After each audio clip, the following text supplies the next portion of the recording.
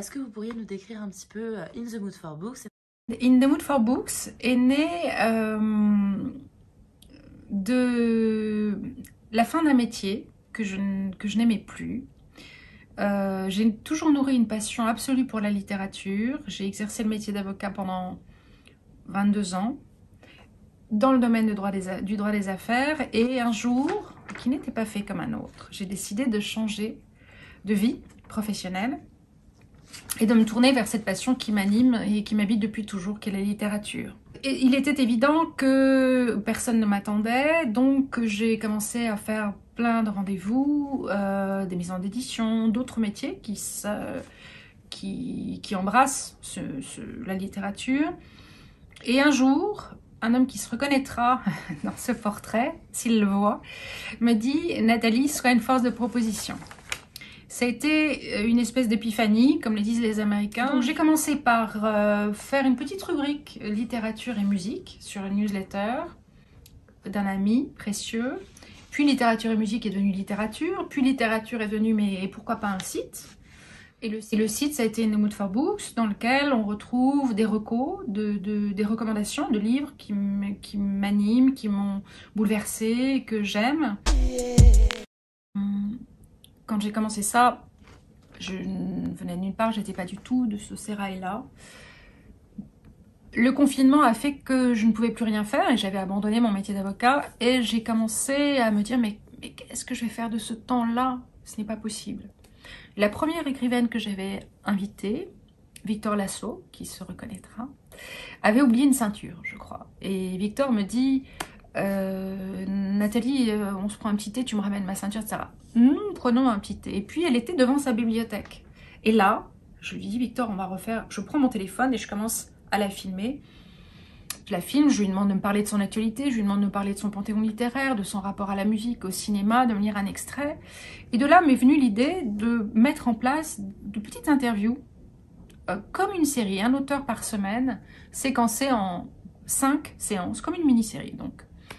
Et Victor m'a mis en relation avec tel écrivain, puis tel autre, et puis comme c'était le confinement, les réseaux sociaux se sont ouverts vers ces auteurs qui, eux et sans eux, qui me nourrissent et qui m'enchantent. Et donc, d'un auteur à l'autre, j'ai fait 55 interviews. De ces 55 interviews sont nées des amitiés magnifiques, des relations amicales plus distanciées.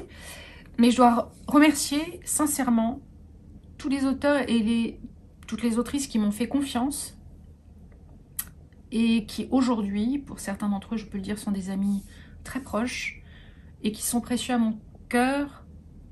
Voilà, c'est ça aussi, la magie de cette aventure, In the Mood for Books. Pas du tout. Mais bien. Alors, pas du tout. En revanche, j'ai passé mon bac assez jeune et j'étais inscrite pour faire des études de lettres. Et j'avais un père qui était un peu grognon, un peu terrible même, et qui m'a interdit absolument de faire ça. Donc effectivement, j'ai embrassé ce métier d'avocat que j'ai exercé pendant un long moment. Donc la littérature, évidemment, j'ai dû continuer à nourrir cette passion autrement, c'est-à-dire je lisais énormément. Je suis allée voir ce qui se passait à l'étranger, donc je me suis véritablement délectée de nombreux écrivains et écrivaines étrangères, et sur lesquels j'ai trouvé des espaces romanesques magnifiques. Alors, je vais dire pas du tout, par ceux par lesquels nous aurions pu imaginer à un moment donné que cela aurait été possible, et merveilleusement par 2 personnes en particulier. Guillaume, qui se reconnaîtra, qui fort de son expérience m'a beaucoup apporté sur tout ce qui était organisation, sur le son, et qui m'a donné le courage d'y aller, parce que lui-même avait fait cette démarche il y a 10-12 ans. Et une personne en particulier, Patricia, qui se reconnaîtra, je veux dire Patricia et Sylvain, mais Patricia en particulier, une amie très chère qui m'a accueillie chez elle, à un moment de doute. Enfin, quand j'ai commencé à mettre ça, j'ai quand même mis en place la première soirée In the Mood for Books 3 semaines avant le premier confinement. Il faut y aller, hein, Oui. Et j'avais évidemment beaucoup de doutes, et Patricia m'a dit tu y vas. Et voilà. C'est grâce à elle que tout ça existe, Guillaume aussi. Donc je tiens vraiment à leur rendre hommage aujourd'hui et à leur dire qu'ils sont dans mon cœur à jamais. Je voudrais quand même finir aussi là-dessus. Il y a eux deux, évidemment, mais je voudrais rendre hommage aux écrivains et aux écrivaines. C'est très important pour moi, ça. Le principe, c'était un auteur, son dernier livre, et autour de son dernier livre, ses obsessions, ses thèmes de prédilection, et son dernier livre, évidemment, ceux qui les ont précédés. Partant de là, quand on sait que certains d'entre eux peuvent passer 2 ans, 3 ans, voire beaucoup plus longtemps à écrire un livre, il était important pour moi d'aller au-delà de ce moment un peu figé. Votre dernier livre, on en parle pendant 20 minutes. Donc, ça veut dire que je vais au-delà. Quand je vais au-delà, je vais essayer de toucher un territoire émotionnel qui m'est cher.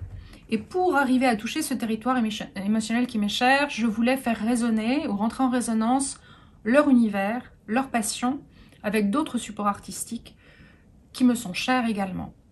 Et qui sont toujours en résonance avec leur parcours. Une évidence est née à un moment donné. La musique, c'était une évidence. La littérature, c'est une partition. C'est une forme de partition. L'émotion qui naît de la musique est une émotion à peu près similaire que l'émotion qui peut naître de la littérature. Donc, bien évidemment, ces soirées, c'était aussi finir avec un live musical, parfois des sopranes, parfois des artistes, souvent maintenant un pianiste, un jeune homme qui est au conservatoire, qui est également compositeur, parce que à la fin, faire résonner l'œuvre d'un auteur avec quelque chose de sensible, mais sur un autre territoire, était important. Je recherche aussi beaucoup, j'écoute beaucoup d'archives, de l'INA, etc. pour, in fine, créer un voyage autour de l'écrivain que j'invite, qui se livre, et que ce soit, encore une fois, une soirée qui soit gourmande et qui ait des moments de respiration pour les gens qui me font l'honneur de venir, qui me font confiance et qui me suivent. Évidemment, à la fin, signature, et il y a un libraire indépendant qui est là, et qui vend les livres de l'auteur, et l'auteur peut avoir un moment un peu privilégié, et les gens qui sont là peuvent avoir un moment privilégié avec l'auteur invité. Voilà. Pourquoi différente? Je n'invente rien. La littérature a des passeurs absolument merveilleux. Ce que je souhaitais, moi, à un moment donné, c'est la rendre gourmande, nourricière, et créer une espèce de voyage autour d'un écrivain. Donc, petit à petit, en travaillant sur un projet de soirée littéraire tout petit peu différente, emprunter en fait des chemins de traverse, c'était d'abord faire un cocktail pour créer du lien. Et c'était important pour 2 choses, parce que je me suis aperçue au fil du temps, dans de nombreuses soirées littéraires, on repartait et on ne connaissait personne. Donc c'est peut-être un peu parisien, je ne sais pas, mais en tous les cas, l'idée c'était de créer du lien entre les gens qui étaient là. Aussi parce que, d'une certaine façon, ils étaient presque en communion avant de commencer la soirée. Le deuxième impératif, c'était de faire ces soirées à la lumière des bougies, encore une fois, pour créer une espèce de cocon, de moments hors du temps. La littérature, c'est ma vie. C'est énorme de dire que ça m'a sauvé la vie, mais c'est vrai. De nombreuses fois et à de nombreux moments de ma vie, c'est un mot très très fort de dire ça m'a sauvé la vie. Je me souviendrai toujours de François Cheng dans une émission de la Grande Librairie. C'était Bunel à l'époque qui l'interviewait, et François Cheng dit à un moment donné à Bunel, il dit je me souviens d'être arrivé en France, j'avais 15 ans.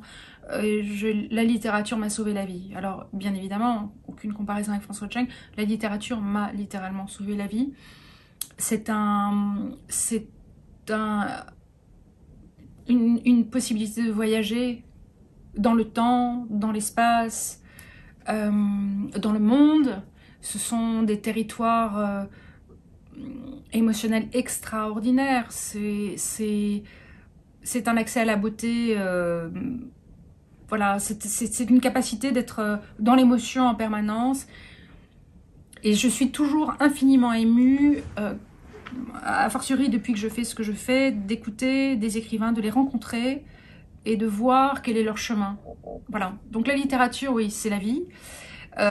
C'est une gourmandise, évidemment, c'est une gourmandise, c'est extraordinaire. J'ai 3 ans, quand il y a une rentrée littéraire, j'ai 3 ans, je suis devant mon premier arbre de Noël. Je suis à l'affût, j'essaie de découvrir tel ou tel qui va à un moment donné me résonner avec mon territoire émotionnel et qui va être à un moment donné en résonance, qui est un mot que j'emploie souvent, avec mon mode vibratoire. Oui, la littérature, c'est la vie, c'est l'oxygène, c'est le sang.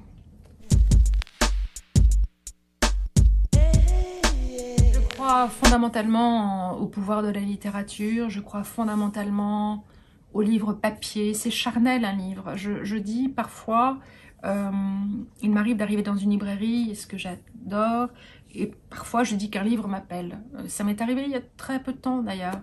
Je ne connaissais pas l'auteur, je connaissais à peine la maison d'édition. Un livre m'a appelé, je l'ai acheté et ça a été un moment de grâce absolue. Je pense qu'il faut continuer à se battre pour le livre papier. C'est bien aussi que d'autres supports existent pour des gens qui ne peuvent pas forcément, parce que le livre, c'est cher, et c'est de plus en plus cher, mais ce n'est pas forcément... Il y a l'histoire du papier, etc. Mais il faut qu'il y ait d'autres supports pour que tout le monde puisse avoir accès à la lecture et à la littérature. Mais le livre doit exister. D'abord, c'est un objet magnifique. Et oui, bien sûr, je crois en l'avenir de la littérature. C'est pas possible, sinon je ne ferais pas ce que je fais. Je retiens une qui m'anime depuis toujours, avec un mot qui me bouleverse beaucoup et qui est très très présent dans mon parcours. Je citerai Gide, je crois, les nourritures terrestres. Et c'est Nathanaël, je t'apprendrai la ferveur. Si vous aviez du coup un petit mot à rajouter pour toutes les personnes qui participent aux soirées, que souhaiteriez-vous leur dire pour clôturer cette interview? Alors je voudrais dire à celles et ceux qui participent à mes soirées et qui me sont fidèles que je les remercie infiniment, parce que sans eux ça n'existerait pas, c'est une évidence. Donc je les remercie pour leur fidélité, pour leur curiosité, leur générosité, leur bienveillance. Et je voudrais remercier les auteurs, à nouveau, les auteurs et les autrices qui me font confiance, parce que c'est un sacré pari. Venir alors que je n'existais pas, ou quasiment pas, me faire confiance, ça, vraiment, je remercie solennellement celles et ceux qui se reconnaîtront, qui sont maintenant des très proches, celles et ceux aussi qui sont moins proches, mais qui me font confiance et qui m'ont donné beaucoup sur ces 2 ou 3 dernières années. Et enfin, à nouveau, un grand merci à Patricia.